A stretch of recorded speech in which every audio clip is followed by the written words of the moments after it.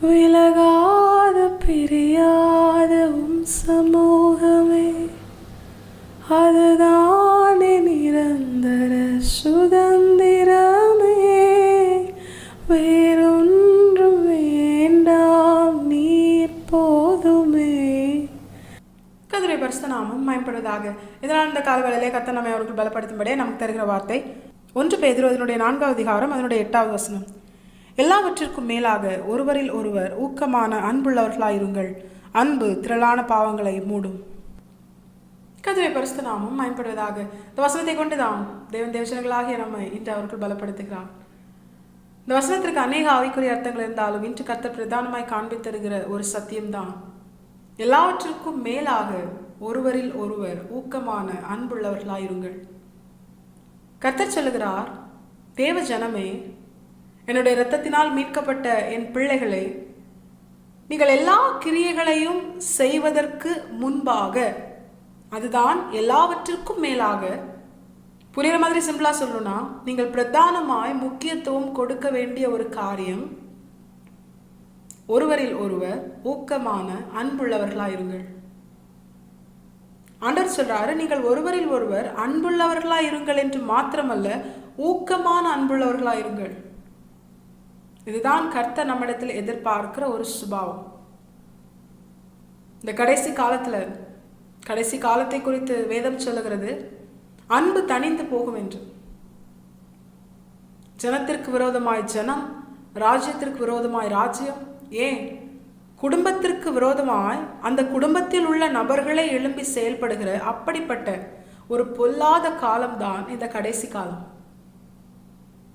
பெற்ற பிள்ளைகளுக்கு விரோதமாக, பெற்ற தாய் தகப்பனுக்கு விரோதமாக, உடன் பிறந்தவர்களுக்கு விரோதமாக, இப்படி ஒருவருக்கு ஒருவர் விரோதமாய் செயல்படுகிற இந்த கடைசி காலத்துல கர்த்தர் தேவ பிள்ளைகளை பார்த்து, தம்முடைய சபையை, மணவாட்டியை பார்த்து சொல்லுகிறார், நீங்கள் எல்லாவற்றிற்கும் மேலாக ஒருவரில் ஒருவர் ஊக்கமான அன்புள்ளவர்களாயிருங்கள் என்று. உன்னுடைய அன்பு அது அதிகமா இருக்கணும், அது ஊக்கமுள்ளதா இருக்கணும், அது மாய்மாலமா இருக்கக்கூடாது. இதற்கு அநேக ஆவிக்குரிய அர்த்தங்கள் வேதத்தில் நமக்கு சொல்லப்பட்டிருந்தாலும் இன்று பிரதானமாய் கர்த்தர் காண்பித்தருகிற ஒரு ஆவிக்குரிய அனுபவம் தான், எல்லாவற்றுக்கும் மேலாக ஒருவரில் ஒருவர் ஊக்கமான அன்புள்ளவர்களா இருக்கிறவர்களின் அடையாளம். இந்த வசனத்தின் கடைசி பகுதி தெளிவாய் சொல்லுகிறது, அன்பு திரளான பாவங்களை மூடும் என்று. ஒருவரில் ஒருவர் ஊக்கமான அன்பு செலுத்துகிற அப்படிப்பட்ட அனுபவத்தினால அநேக கிரியைகளை நாம் நம்முடைய வாழ்க்கையில் அன்பின் வெளிப்பாடாக வெளிப்படுத்தலாம். ஆனா இந்த இடத்துல ஆண்டவர் சொல்றாரு, நீ அன்பா இருக்கிற, ஓகே, ஊக்கமான அன்புள்ளவனாய் ஒருவருக்கு ஒருவர் நீ உன்னுடைய அன்பை வெளிப்படுத்தினாலும் அந்த அன்பு எப்படிப்பட்டதா இருக்கணும் தெரியுமா? அதன் பிரதானமான அடையாளம் எப்படி இருக்கணும் தெரியுமா? நீ மற்றவர்களுடைய பாவங்களை மூடுகிற அப்படிப்பட்ட சுபாவம் உடையவனாய், அப்படிப்பட்ட ஊக்கமான அன்பை செலுத்துகிறவனாய் நீ உன்னுடைய வாழ்க்கையில் இருக்கணும். இந்த கடைசி காலத்துல அன்பு செலுத்துகிறேன் என்று சொல்லுகிறவர்கள் கூட நம்முடைய குறைகளோ குற்றங்களோ, நாம் தெரியாமல் செய்த சில தவறுகளை கூட அவர்கள் அறிந்து கொண்டால் அதை மற்றவர்களிடத்தில் தூற்றி திரிகிற அப்படிப்பட்ட பொல்லாத சுபாவத்தை உடையவர்களாகத்தான் ஊக்கமான அன்பு செலுத்துகிறேன் என்று சொல்லுகிறவர்களும் தங்களுடைய வாழ்க்கையில் இருக்காங்க. ஒருத்தங்களை பத்தி ஏதாவது ஒரு நியூஸ் தெரிஞ்சிச்சுன்னா அதை குறைஞ்சது ஒரு 10 பேர்கிட்டையாவது சொல்லணும். இதுதான் இந்த கடைசி காலத்தில் கிறிஸ்தவர்களுக்குள் இருக்கிற ஒரு இயல்பான ஒரு சுபாவம். சிலர் அதிலும் அவங்க தப்பித்துக் கொள்வதற்காக மற்றவர்களுடைய குறைகளை எப்படி சொல்வாங்க தெரியுமா? பிரேயர் ரிக்வெஸ்ட்ங்கிற பேர்ல சொல்வாங்க.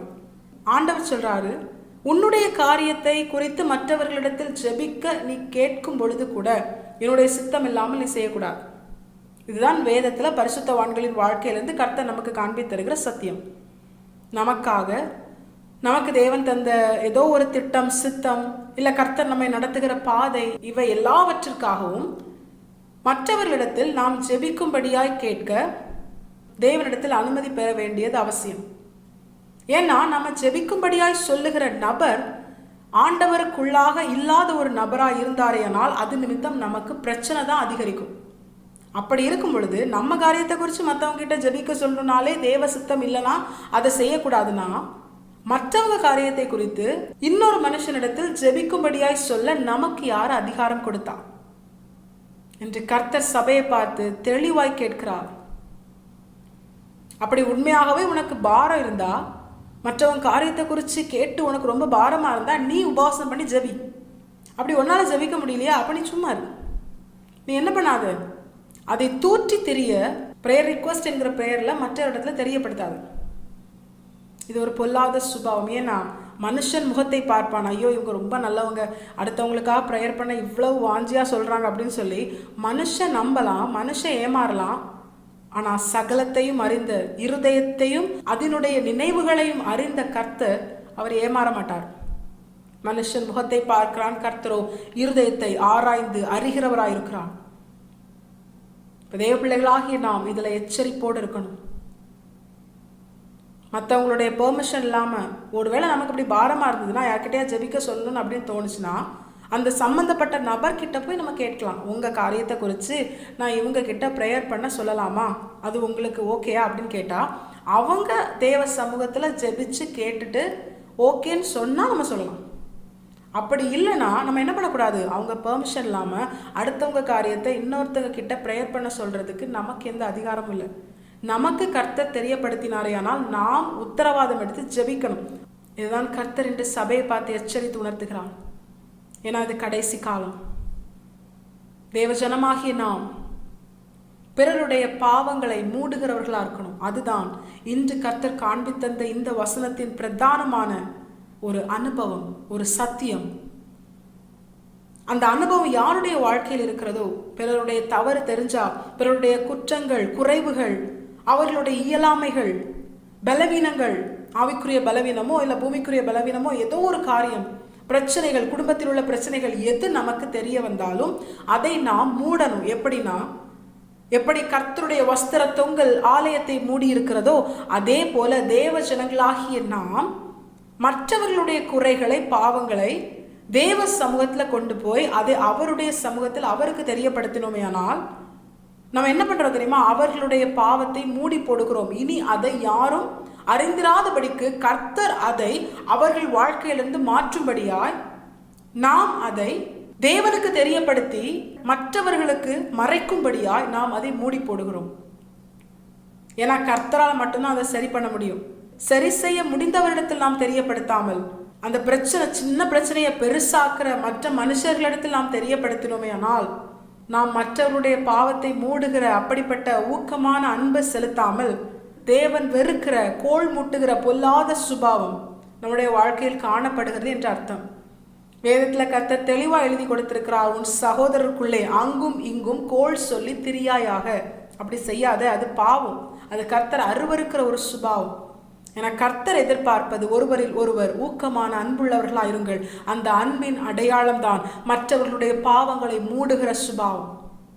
உனக்கு தெரியப்படுத்தினார் ஆண்டவர், அதை மறுபடியும் நீ ஆண்டவருக்கு தெரியப்படுத்தி நீ ஜெபிக்கும் பொழுது, உத்தரவாதம் எடுத்து ஜெபிக்கும் பொழுது, கர்த்தர் அந்த மனுஷனை அந்த பாவத்திலிருந்து ரட்சித்து மீட்டு உன் நிமித்தம் அந்த மனுஷனும் ரட்சிப்பின் அனுபவத்தில் கடந்து வரும்படியாய் கர்த்தர் கிருபை செய்து உன்னை ஆசீர்வதிப்பார். எப்படி லாசர் நிமித்தம் அநேகர் கர்த்தரிடத்தில் விசுவாசம் வைத்தார்களோ, அதே போல உன்னை மற்றவர்களுக்கு ஆசீர்வாதமாய் கர்த்தர் பயன்படுத்துவார் என்று கர்த்தர் என்று நம்மை பார்த்து எச்சரித்து உணர்த்துகிறார். தேவஜனங்களாகி நாம் இதை அறிந்தவர்களாய் ஒருவரில் ஒருவர் ஊக்கமான அன்பை செலுத்த நாம் நம்மை முழுமையாய் கர்த்தருடைய பாதத்தில் அர்ப்பணிப்போம். மற்றவருடைய பாவங்களை தூற்றி திரியாமல் மூடத்தக்கதான தேவனுக்கு பிரியமான சுபாவத்தை வெளிப்படுத்த கர்த்தர் நமக்கு உதவி செய்து நம்மை பலப்படுத்தி நம்மிலே அவர் நமக்கு தந்த நல் வார்த்தைகளை நிறைவேற்றி நம்மை உயர்த்தி நம்மிலே அவர் மகிமைப்படுவது அதிக நிச்சயம்.